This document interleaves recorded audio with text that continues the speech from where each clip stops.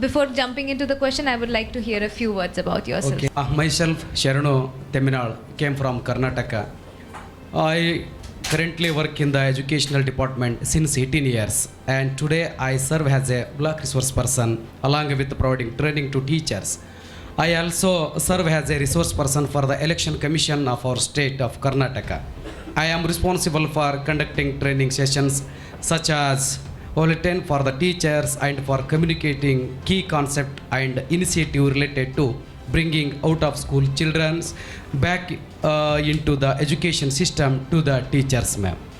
Thank you so much, Thank sir. you, ma'am. Thank you. Let's go on to the question, sir. Please, ma'am. Sir, do you think the current education system encourages creativity and independent thinking? Yeah, ma'am. I believe that the current education system only partially encourages creativity and independent thinking. While there are efforts in some schools and policies like NEP and to promote these values, in practice, many aspects of the system still discourage them. For example, most schools are heavily focused on textbook learning, rote memorization, and standardized exams. Right. These approaches reward correct answers but not original ideas. Students are often afraid to make mistakes, and teachers have limited time or freedom to explore creative methods due to syllabus pressure, ma'am. So while the current system has potential, it still needs significant reforms to become more creatively friendly, ma'am. Right, sir. So it still needs a bit improvement, but it is Yeah, ma'am. supporting. Yeah, ma'am. It's supported to that, ma'am. So how can education systems balance standardized testing with the need to develop critical thinking? Yeah, ma'am. It's one of the provoking question for me, ma'am. While standardized testing helps in measuring certain academic skills, it often overlooks critical thinking and creativity. To balance both, the education system must, for example, ma'am, integrate open-ended questions in exams that assess reasoning, analysis, and original thinking.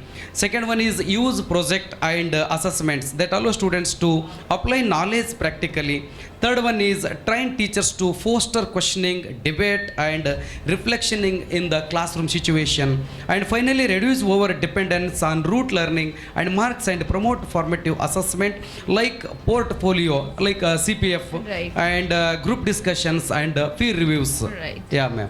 And how can education address systematic inequalities rather than reinforce them? Yes, ma'am. Yes, that's an important and thought-provoking questions also, ma'am. Education has power to either challenges or reinforce existing social inequalities.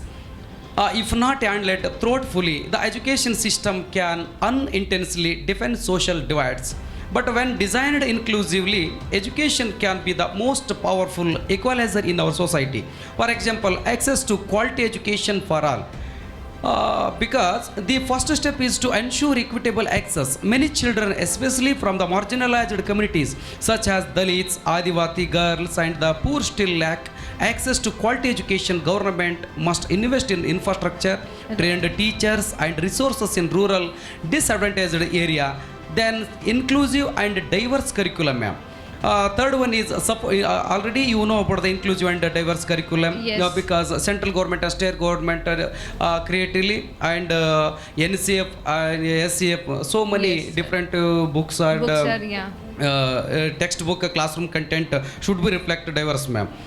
Third one is support for first generation learners, because systematic inequalities can be addressed by giving extra support to students who come from educationally backward families through the bridge courses, scholarships, and emotional support system like mentoring and counseling.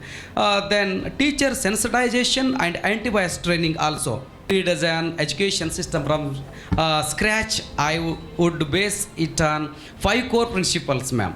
First one is equity over uniformity, ma'am. Every child has different needs. The system should ensure equal opportunities, especially for marginalized communities, rather than applying a one-size-fits-all model, ma'am. Second one is critical thinking and inquiry. Behind memorizing facts, education must teach students how to question, analyze, and think independently. Right. These prepares them for democratic participation and lifelong learning. Third one is, ma'am, creativity and joy of learning. Classrooms should encourage curiosity, imagination, and hands-on learning, not just rote learning or exams pressure, ma'am. Yes. Fourth one, community and context relevance. Education should be rooted in the local culture, language, and issues. It must also connect learning to real life challenges like environment, health, and justice. Finally, one of the best educational system for the scratch is a teacher autonomy and respect. Yes. Yeah, teacher must be given the training, resources, and freedom to innovate. They should be the seen not just as delivers of content, but as mentors and change makers. Ultimately, my approach should be focused on creating not just good students, but responsible, empathetic citizens, ma'am. Very nice, sir. Thank you, you ma'am. so Thank much, you. sir. Thank you, ma'am. It was actually a very good message that not only students should be open-minded and should be allowed to do anything, but teachers should also be open-minded and allowed to use their ideas. Thank you so much, sir. Can we have the certificate, ma'am?